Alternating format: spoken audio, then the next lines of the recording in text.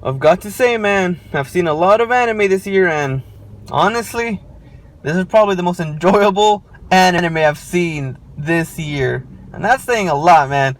Drifters is just getting better and better and better. So many new characters have been introduced. To put it simply, man, the simplest of terms is the war has begun. The Black King commanding the Ends is fighting against the Drifters. That is as simple as I could put what this episode was about. But again, man, I want to get into what really counts. The characters, because these characters is what's going to influence the story. We got to know who they are, and I'm pretty sure a lot of you guys are wondering, who are these people? There's only maybe like 2 that I recognize right off the bat. But, I did some research. By that, I mean, I quickly Googled it, and that's pretty much it. So no in-depth stuff going on, just a quick search. And yeah, let me explain who these people are. And surprisingly, man, I was thinking the Octobrists were the enemies, but no, the Ends are. This is why it's shocking me, because the Ends, they have heroes on their side. The Drifters that were resurrected on their side are heroes in history. The heroes turned villains. Now, obviously, I'm assuming that they got brainwashed. Maybe that's a power that Yoshigate has.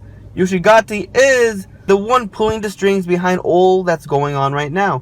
When we get introduced to the End, we see this guy that looks pretty much the replica of the Grim Reaper. He has this white cloak on, his hood covering his face. He's giving orders to everybody to attack. And then at the background, we see Yoshigate saying, I want to just chill here. You could keep doing what you're doing. I won't backstab you, but I'm on your side. So, looks like he's doing something, because we also figured out that these drifters each have a power. Joan d'Arc has this fire power.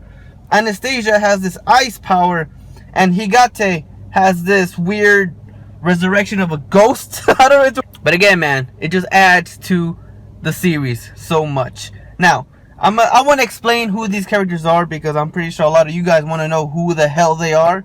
They're historical figures, so they have to have a purpose, right?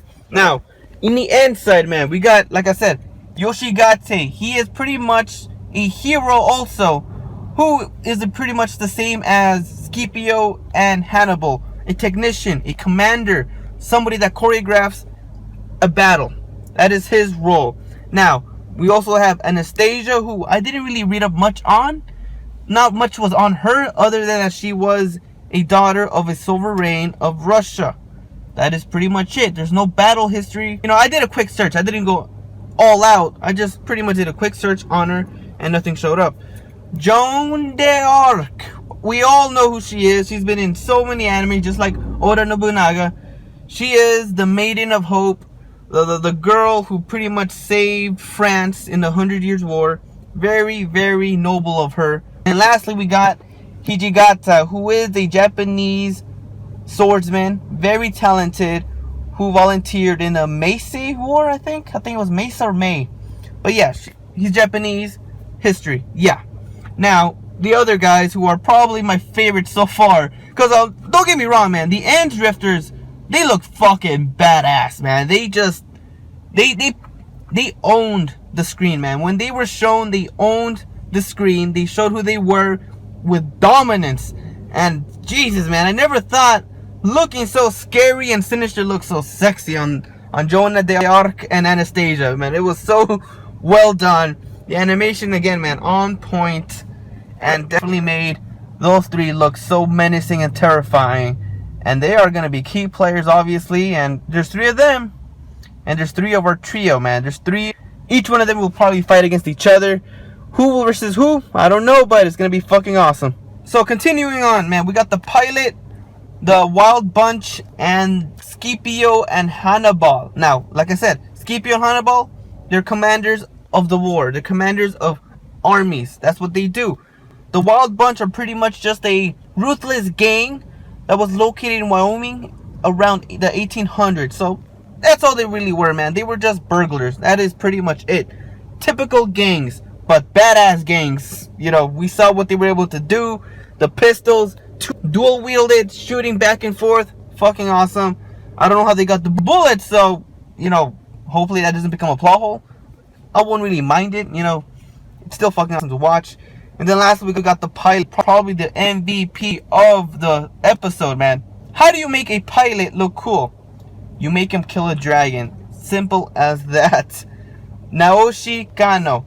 He volunteered in World War II. He was a pilot. I don't know if he was one of those kamikaze guys, but he was definitely a pilot during World War II when the US was attacking them. So, yeah, that is his history.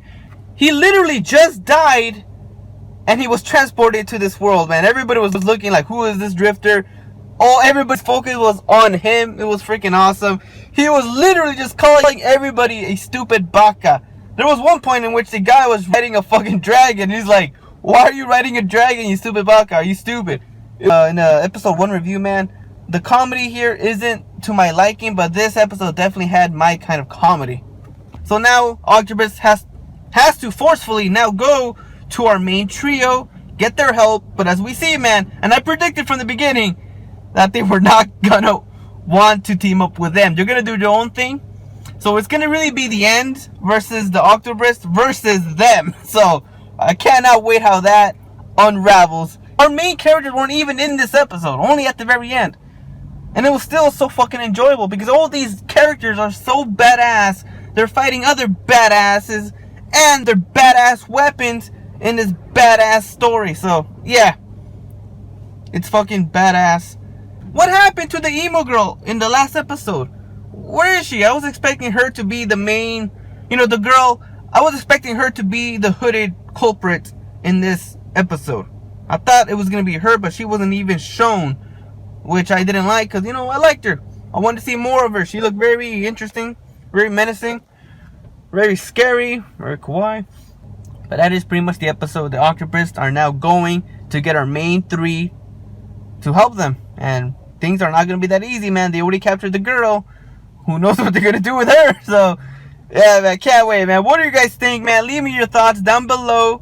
See you on the next video, guys. Sayonara.